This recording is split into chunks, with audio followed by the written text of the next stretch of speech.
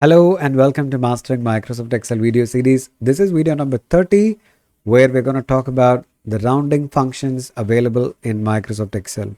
Is it important to learn about these formulas? Well, absolutely yes. If you have such a situation where in your calculations, if 0.001 or 0.01 will make a difference if it is not rounded off properly, then yes, this video is very important for you. So please watch till the end to understand what are the different formulas you have in Microsoft Excel, when to use which formula, when not to use which formula. You should be aware of it. So without much ado, let's get into the Excel screen and let's start exploring the options what we have. This is the Excel file we're going to use for this particular video. Before I start going ahead and start using the formula, I'm going to show you something very important when it comes to rounding the values. So let's say, for example, I'm going to go ahead and type a number here, 123. Let's say 95969. And when we ask the person to round the numbers, what some of the people usually do is select the cells where you have the decimal numbers. They go to the Home tab under the number group. You got these two buttons, one which says increase decimals, another one which says decrease decimals. So what these guys will do is use this option decrease decimals and they assume the value is rounded off. But what I want you guys to understand, what you see right now 123.96 is actually only for the visual, but the actual value, the entire decimal numbers are still living inside that cell. The proof for that, if you just double click that cell, you could see the entire value is still living inside the cell. So if you use this cell for any formula, the rounded value is not used. The entire value is used in your calculation. So be very careful when you use these two buttons on the Home tab. That is purely for the visual purpose, not for the rounding purpose, my friend. All right. So let's see what's the actual way you need to do it. So the first formula what we have in Excel when it comes to rounding the values, the formula itself is called round. So let me go ahead and show you how these formulas work. So here I got a number which you can see here, and let me highlight that in yellow. These two values which we're going to take right now for this exercise. All right, so I'm going to go ahead and highlight it. So let's say I want to round this decimal value to 2 decimal. So equal to round, open bracket, select the number. The first input, the number stands for which decimal value would you like to round, comma, the number of digits you want to round it to. So if I say 2 digit, what ideally what I'm going to get right now is it's going to round it to 2 decimal. The general functionality of rounding, it's when you say 2 decimal, it will check what's the third decimal value. If it is 5 and above 5, it's going to round the second decimal number accordingly. It's going to increment by 1 if it is 5 and above, or if it's less than 5, it's going to leave it as it is. Now in this case, I want to round this by 2 decimal. The third decimal is 5 and above 5. So the 23 is going to get rounded to 24, and that's what we are seeing right now, which is a common functionality of your round function. So let's say if I have 0.232, my answer would be, instead of 0.24, it will be 0.23, because the third decimal is not 5 or beyond 5. It's less than 5. It's gonna leave it as it is. What something people are not aware of is, can you round in terms of tens, hundreds, thousand, 10,000, lakhs? What do I mean by that? Let me show you here. This kind of formula writing, very few people does it. Watch closely what I'm trying to do here. I'm selecting this value which I want to round it, and I want to round this by, let's say, -1. When I say -1, I'm rounding in terms of 10. Okay, so that means it will see 6, 7. So that means it will round this value to 1, 2, 4, 5, 7, 0, because 6, 7, right? So watch it, it has become 7, 0. Now if I have the value here, instead of 6, 7, if I have 6, 2 or 6, 4, what I would be seeing here is 1, 2, 5, 6, 0. So this -1 indicates you want to round this by tens. If you say -2, you want round it in terms of 100. So when I say 100, watch it, it is 1,24,560. So this value, the 100-digit value is beyond 5. So obviously my values get going to round it up to 124,600. So let's see there. Yes, absolutely. So likewise, you can try -3, -4, whatever is the requirement. Round can also function similar pattern. What happens if it is a negative number? Will it behave in a different way? Let's put the negative sign before the number. Well, they don't behave anything different when it is a negative value. Let me go ahead and check it out here. It's the same way. So why are we talking about negative value? Because sometimes certain formulas, the rounding functions in Excel, when it is a negative, they react quite differently. Okay, so we need to find it out how the responses are even when your values are negative. So now we understood the round function does not behave differently whether it is positive or negative. It does its work in the same way. The beautiful part, the new one what we learned is where it is asking number of decimals, you can also feed -1, -2, -3, which stands for tens, hundreds, thousands, 10,000, lakh. However you want to round the values based on the numbers what you have in that positions. All right. So what's the next option what we got here? I always want to round it up. Whether it is 5 and above or not, still I want to round it up. So every time when I want to round it up only, then in those places round up formula will help you to get it done. Again, here the -1, -2, -3 options are also available. So let's understand how the round up function works. So here if you could see, we have 5.21. So the company, the shipping company charges for full kilogram, not for the partial. So they always round it up. So the weight of the package what we have is 5.21 kg, but they will definitely charge for 6 kg. So what they want to do here is they don't want any decimal, they want to round it up always. So we're going to use round up, and which value you want to round it up, and do you want how many decimals you want to round it up? We don't want any decimals, so we're going to say 0. It's going to round it up to 6. Let's say, for example, if I want to keep 1 decimal, so what do you think the answer will come? Is it 5.2 or 5.3? So let's check it out. It's 5.3. So irrespective of what I have after in the second decimal place, it doesn't worry about that. It will always round it up. So remember, round up is always going to be rounding up.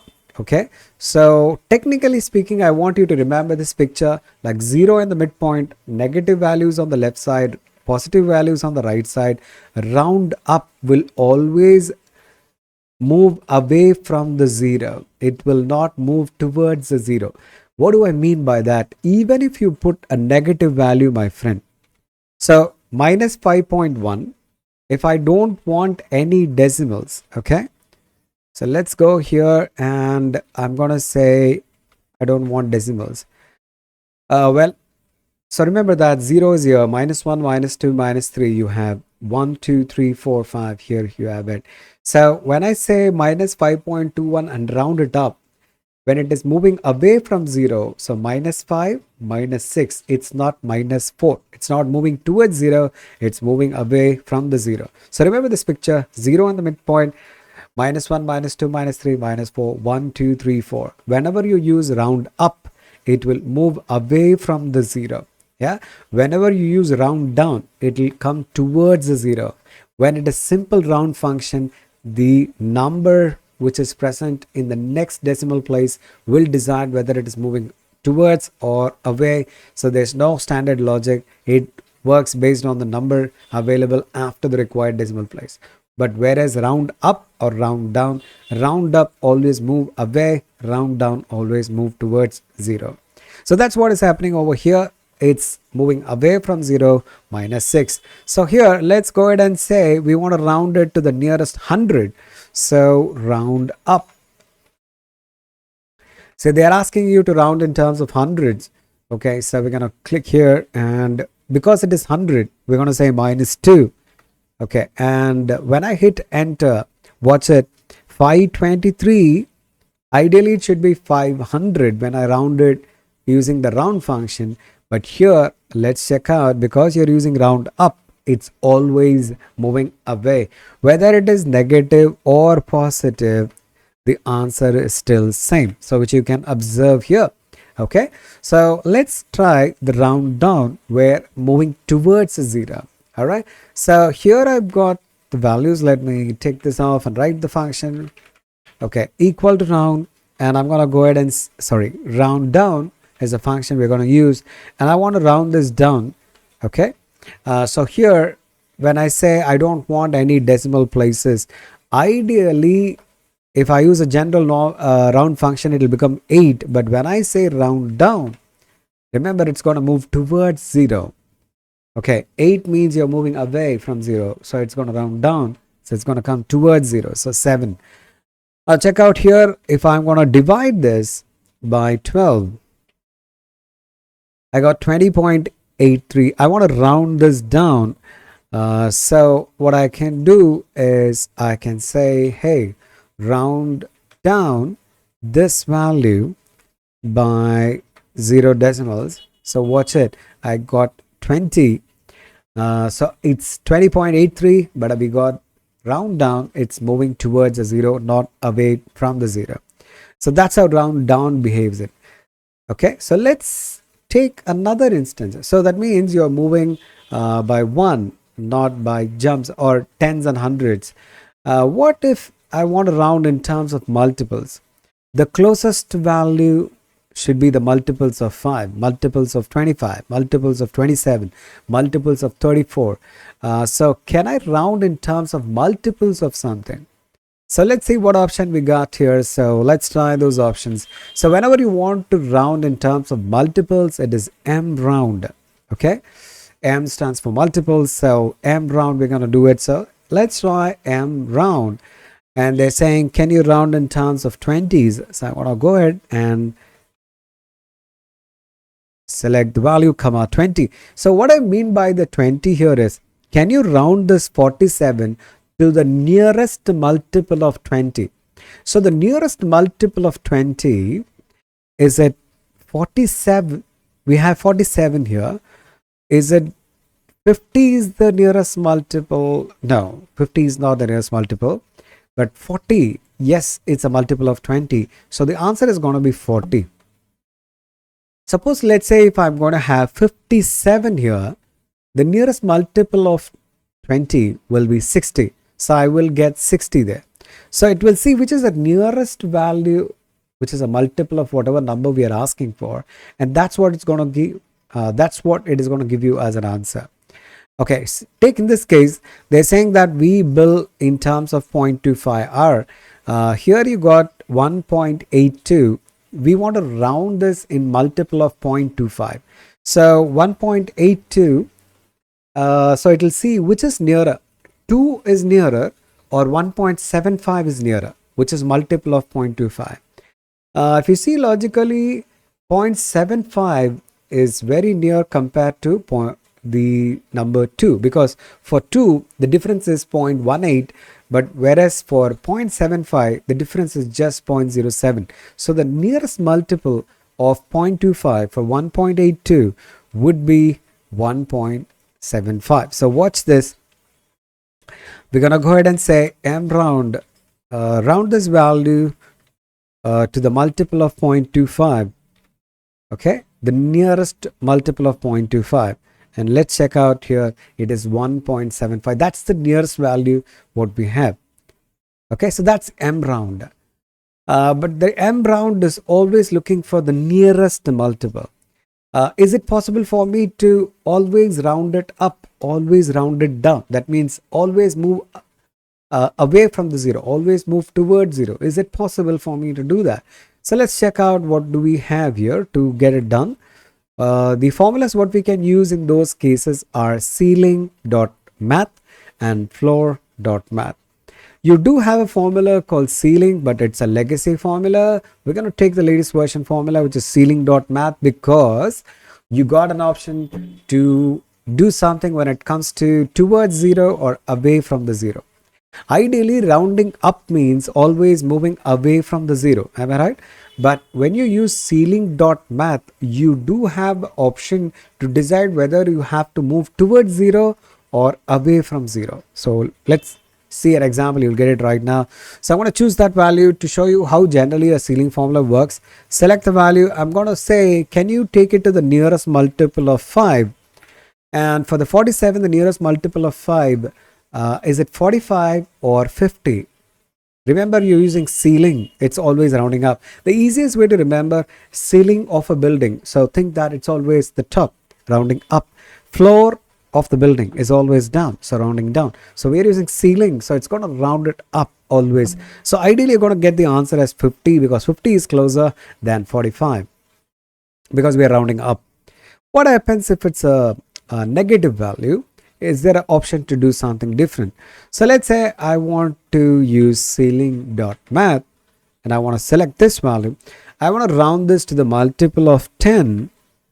If I simply put 10 and close it, let's see what's the answer. We get 120. So minus 123.45, which is away from the 0. When it is 120, you're actually coming towards 0, my friend. Towards 0. But remember, whenever it is rounding up, you should be ideally moving away from the 0. So it's moving towards 0, which is contradictory. So do you want to override the system? Do you want to move away from the 0? Can you change that? The answer is yes. That's where the third argument comes into play. So watch it. If your third argument is given as 0, so let's see what happens. It's moving away from the 0 or towards the 0? It's moving towards the 0.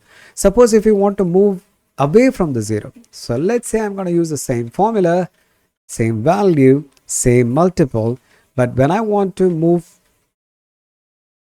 away from the 0, I'm using the number 1. Now watch it. I'm moving away from the 0. So 123.45 multiple of 10 is 120 or 130. So 120 means I'm moving towards 0. 130 means I'm moving away from the 0.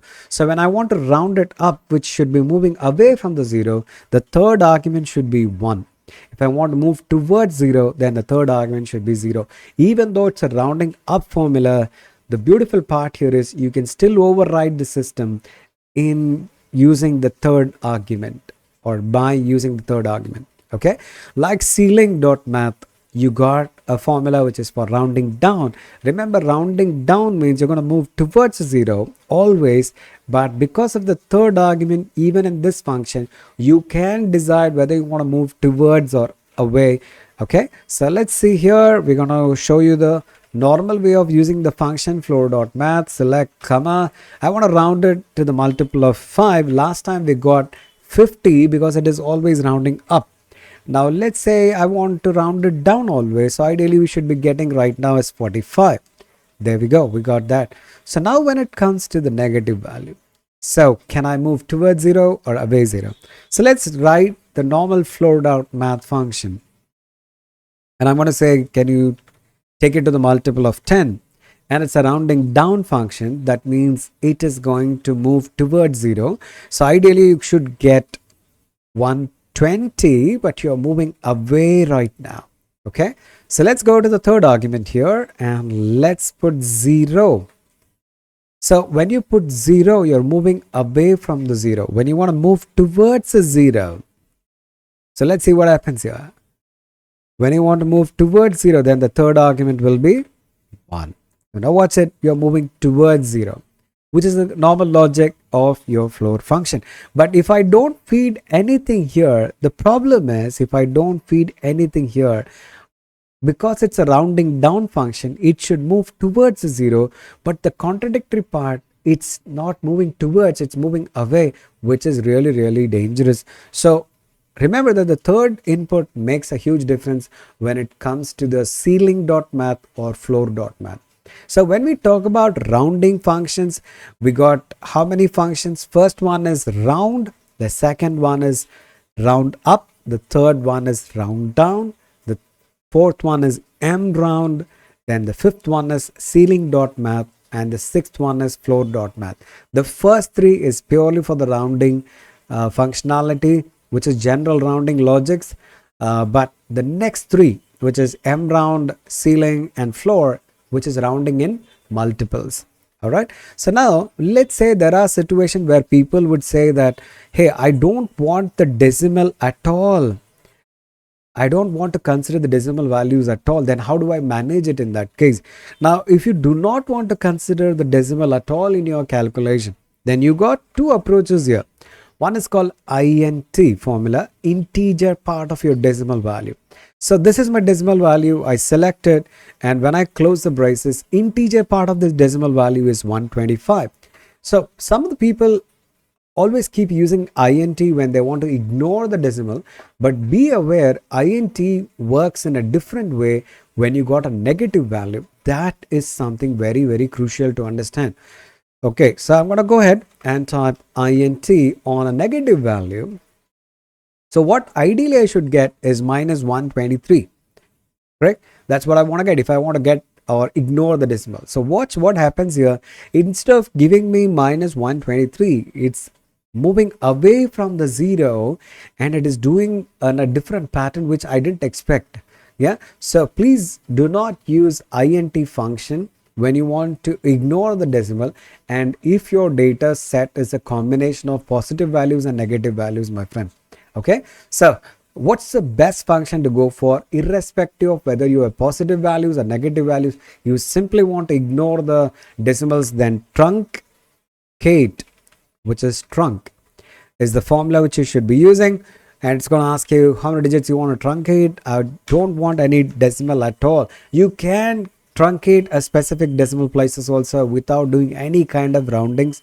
It's possible to do it. So see, you can see here, I'm going to copy this formula, put it over here. Last time we got 124, which was quite a different answer which we didn't expect when we were doing INT, but TRUNC is the right function to go for when it comes to negative values and you want to ignore the decimal places. So when you want to simply ignore the decimals, remember you got two options, integer function and truncate function, but the best one out of these two is the truncate function, which works irrespective of whether you have a positive value or a negative value.